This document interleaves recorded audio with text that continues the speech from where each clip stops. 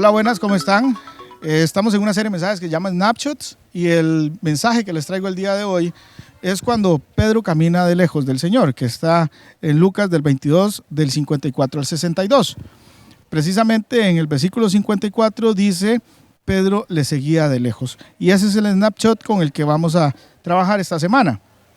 Voy a leerles el versículo completo donde dice, prendieron entonces a Jesús y lo llevaron a la casa del sumo sacerdote. Pedro lo seguía de lejos, pero luego cuando encendieron una fogata en medio del patio y se sentaron alrededor, Pedro se les unió. Una criada lo vio allí, sentado a la lumbre, lo miró detenidamente y dijo, este estaba con él, pero él lo negó. Muchacha, yo no lo conozco, dijo Pedro. Poco después lo vio otro y afirmó, ¿tú también eres uno de ellos? Y dice, ¿Tú, hombre, eres uno de ellos? No, hombre, no lo soy, contestó Pedro.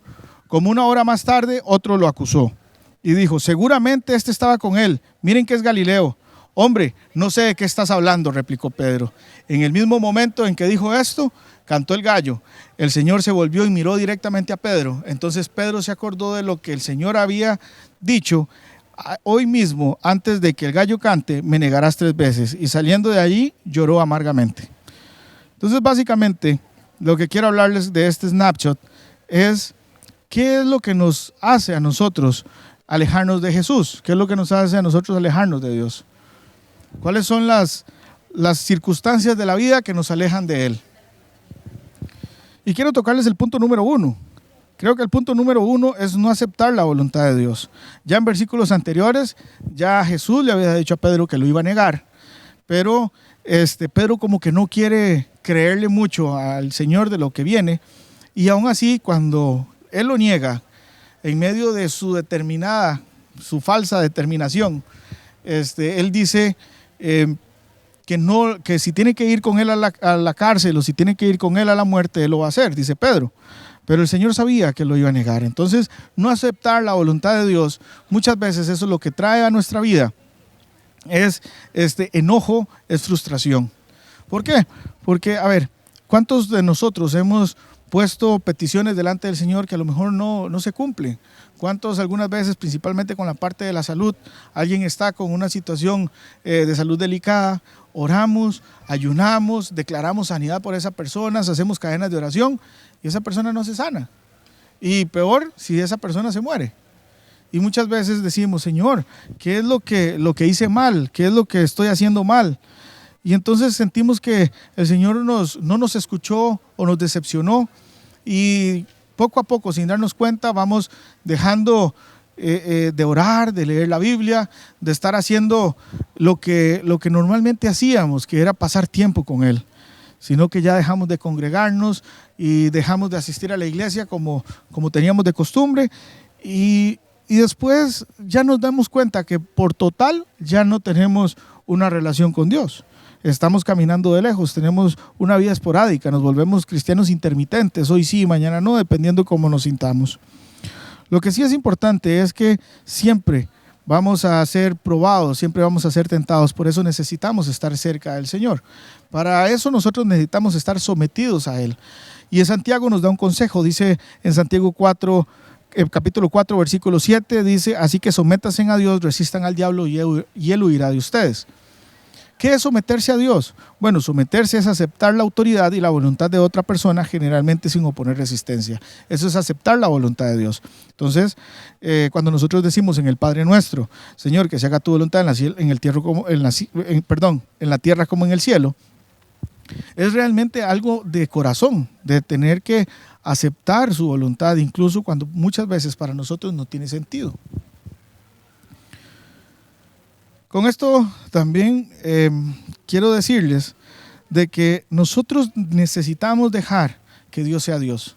En algún momento de nuestras vidas vamos a estar sentados con Él y le vamos a preguntar todas estas cosas que para nosotros no tienen sentido, pero que al final de nuestra vida, créanme que todo va a encajar como un perfecto rompecabezas.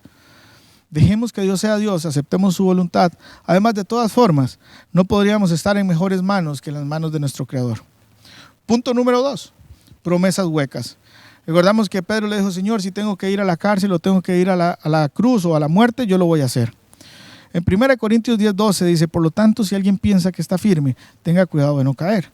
Pedro tenía la certeza, la convicción en ese momento, por una euforia, por una emoción, por un sentimiento de que cualquier cosa que le fuera a pasar a Cristo, le estaba dispuesto a hacerlo exactamente igual.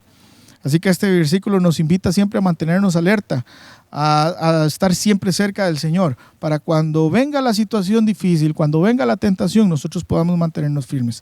Déjenme explicarles un poquito. Los que han ido a algún encuentro, a lo mejor han dicho cosas como estas: Señor, jamás te volveré a fallar. O personas que dicen, Señor, tengo problemas porque miento.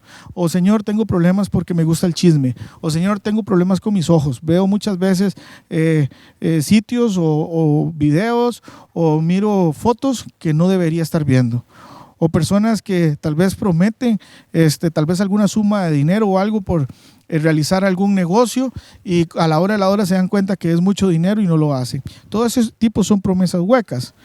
Lo que sí debemos hacer es que no nos podemos alejar del Señor por estas cosas.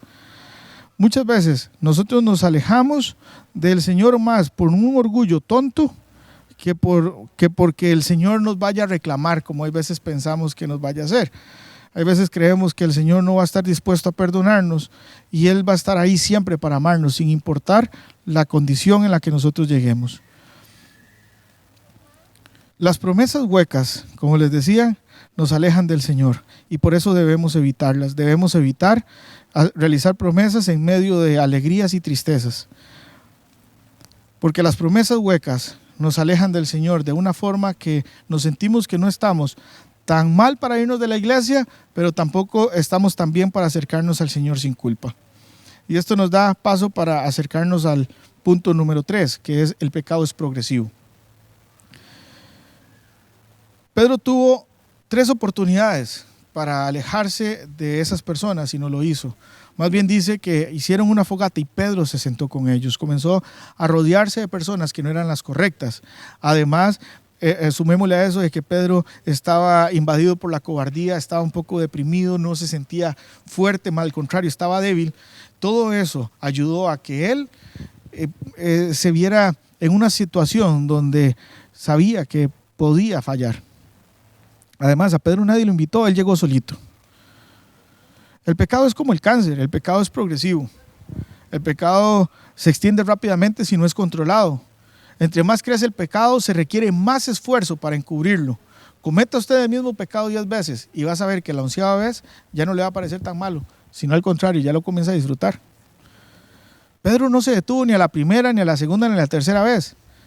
Cada pregunta fue una oportunidad para Pedro, pero Pedro no lo comprendió así y más bien se enredó cada vez más.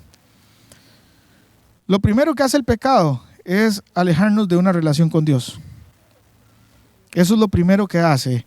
Dice, una criada en el versículo 56 lo vio allí sentado a la lumbre, lo miró detenidamente y dijo, este estaba con él, pero él lo negó. Muchacha, yo no lo conozco, lejos de Dios no somos nada. Recuerden eso, cuando nosotros nos alejamos del Señor, cuando nosotros rompemos esa relación con Él, el Señor no quiere que nosotros rompamos esa relación con Él, es más por una decisión de nosotros, y comenzamos a darnos cuenta que poco a poco todo en nuestra vida nos comienza a afectar, nuestra moral, nuestra ética, las formas en cómo pensamos y hacia dónde nos dirigimos comienzan a cambiar porque estamos separados del Señor. Lo segundo que hace el pecado es robarte la identidad delante de Dios. En el versículo 58 dice, poco después lo vio otro y afirmó, tú también eres uno de ellos. No, hombre, no lo soy, contestó Pedro. Cuando sabemos quiénes somos en el Señor podemos tomar buenas decisiones, pero cuando no sabemos quiénes somos delante de Dios, todo es confusión y eso va a venir con malas decisiones. Eso va a hacer de que nuestro camino sea más difícil. Y lo tercero y último que hace el pecado es negar que somos seguidores de Cristo. Como una hora más tarde otro lo acusó. Seguro que estaba con él. Miren que es Galileo. Hombre, no sé de qué estás hablando, replicó Pedro.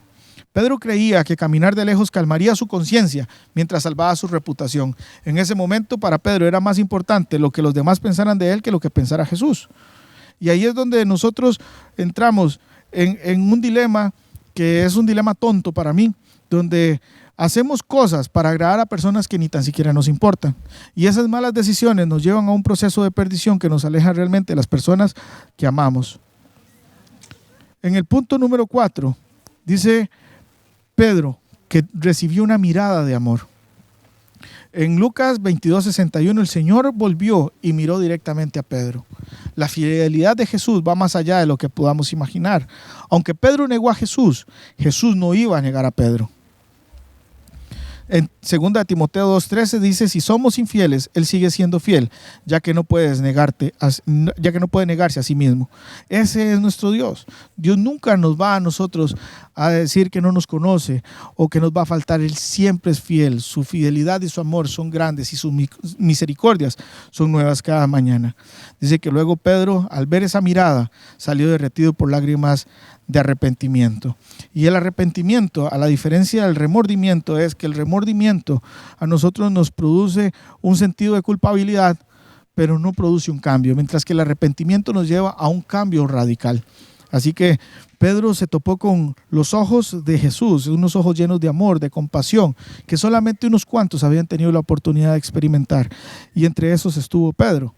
Pedro vio que el amor del Señor era genuino y que a pesar de todo no cambiaba. Es tiempo de que te pongas a cuentas con Él y dejarte envolver por su amor, dejar que Dios te restaure la identidad para que te acerques confiadamente a su presencia. Y no importa los errores, no importa los fracasos, Él te ama tal cual como eres. Que Dios les bendiga.